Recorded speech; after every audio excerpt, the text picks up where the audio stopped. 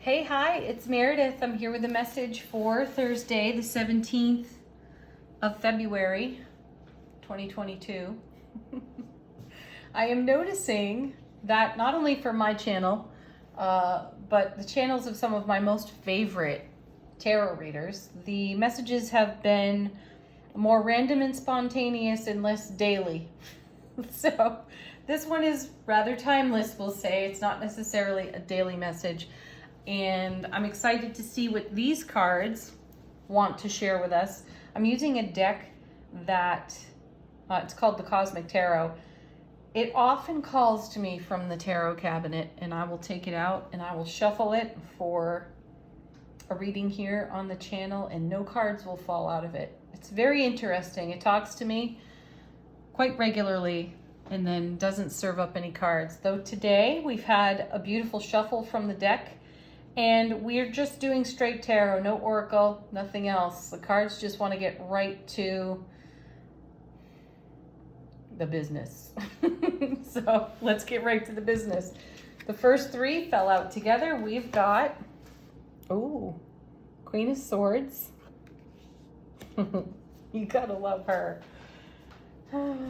Five of Wands, interesting, and the Ten of Swords. Wow. Okay. So you know the Queen of Swords has a reputation for being cold. And if you've been tuning into this channel for a while, you know I don't feel that way about her. I feel she's actually all heart. She just happens to get to the point and to the heart of the matter in a way that sometimes does appear cold. So let's consider her the brilliant strategist that she is. Let's also consider that she doesn't suffer foolishness or nonsense of any kind. She runs her sword through that in a flash, no hesitation. So this is an invitation for us within the reading to take that kind of action, get to the heart of the matter, get to the point. She is the energy that will put you at the point of her sword and will hold you to your truth, to our truth. So what I'm feeling out of the card is get to it already. Don't dance around it. Don't, I probably can't say that on YouTube. Get to the point. That's what I'm feeling here. Now the Five of Wands is a card of instability. All fives are unstable in tarot. Their gift is that they introduce an opportunity for greater stability. The Five of Wands is a passionate debate that's taking place within. So it's likely at this time that beautiful experiences are on offer, are unfolding for us, and pardon. The Five of Wands is here kind of shaking the foundation, but stirring the vulture thoughts that come from the ego. That Five of Wands looks to me like programming and belief system telling us a story about fulfillment, and potentially finds us talking ourselves out of our own fulfillment. Now, what do we see in terms of fulfillment here? We have a 10. 10s have us moving on. 10s are a completion card, a fulfillment card, an overflow in the reading. So we've got the Ten of Swords. This is another card that has a reputation for, people gasping and moving away from the table whenever we turn this one over, like, oh no, I don't want that one. Well, oh yes, perhaps you do, because this is the fallen master. And here again, the fallen master. Has he or she really fallen?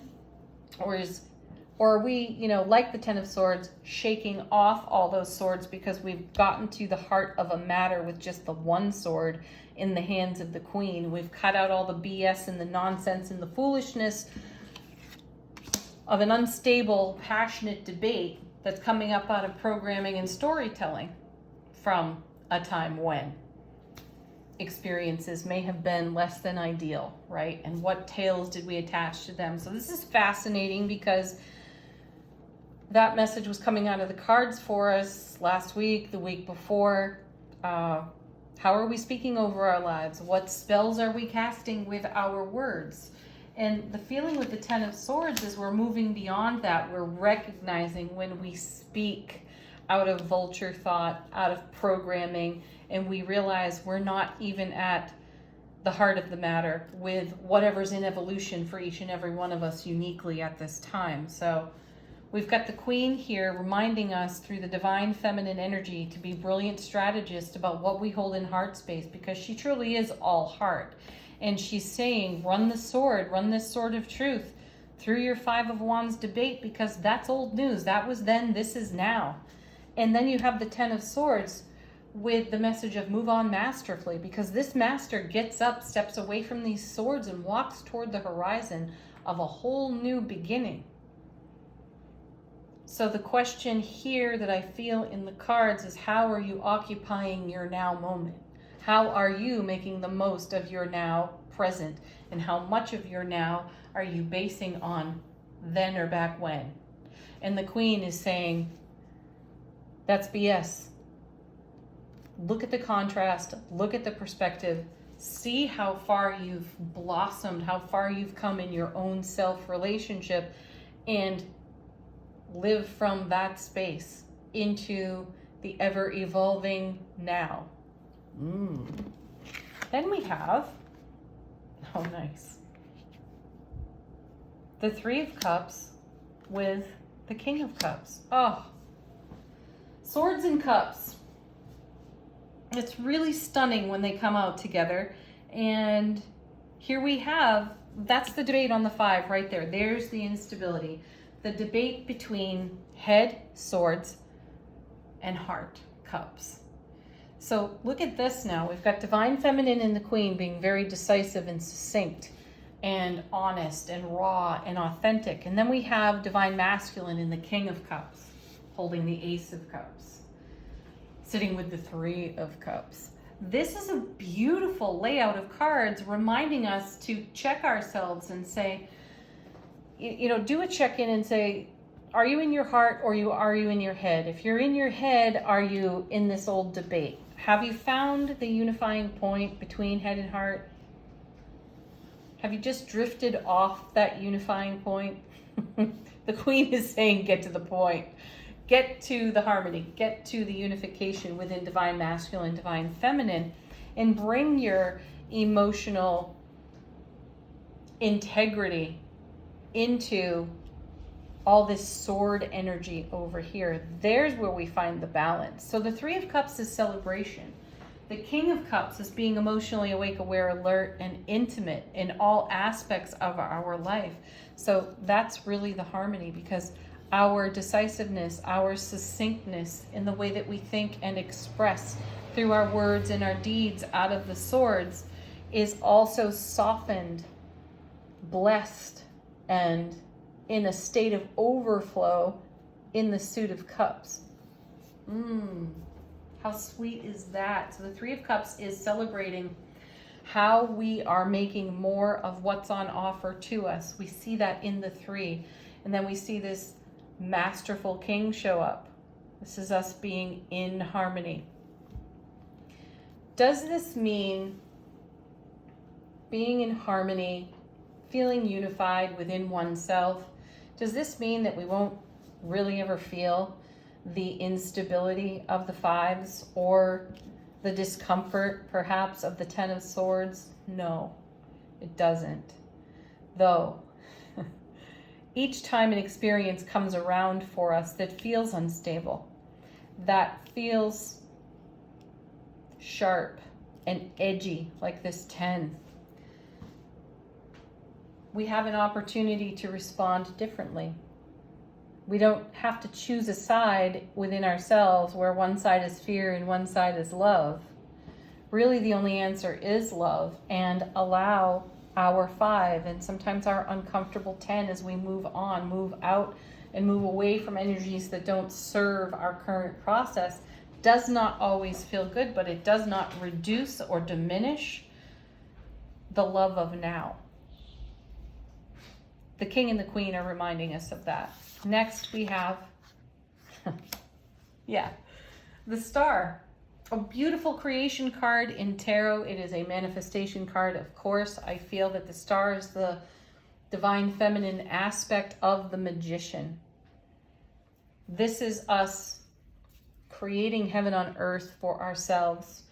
And I remind so often when we look at this card that the woman on the card is almost always nude because she's got nothing to hide. There is no vulnerability that she could experience that she does not also have an equal measure of courage for. And I feel that that is the truest message of our Queen of Swords. Boldly, bravely, be you. Don't hide. Allow your vulnerability to have its way because it is part of our greatest strength. It takes incredible courage to be vulnerable. And that's where being emotionally awake, aware, alert, and intimate pays such a great reward now and in the oncoming.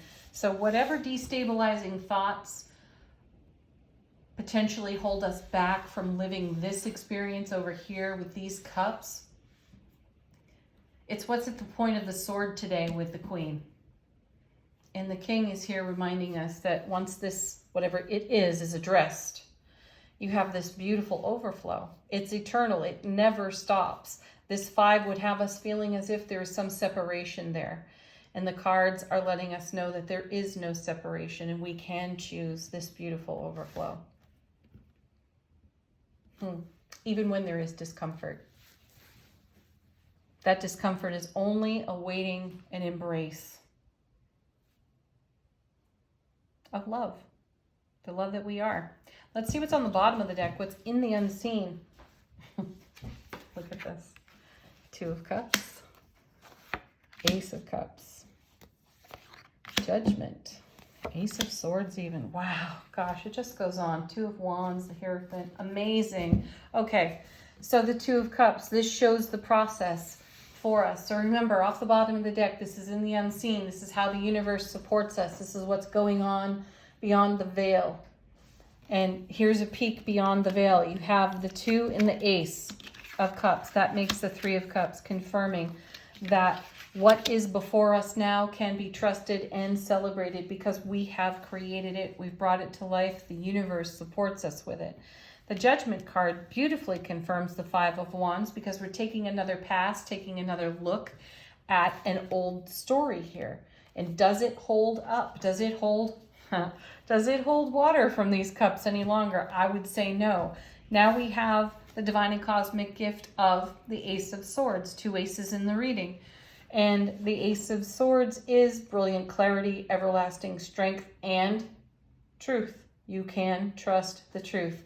The Queen is holding that ace. She's wielding that ace. And we are being encouraged to take that Ace of Swords to our 5 of Wands and step into the masterful energy that we have garnered for our own selves and leverage it into this beautiful emotional quotient here on the table with these cards, because we're living in a blissful, loving overflow off the Ace of Cups. And the 2 of Cups is an ever-deepening, expanding bond within self-relationship. So we have that to offer all of the most important relationships in our world. And then you add it all together, and the message kind of repeats on itself.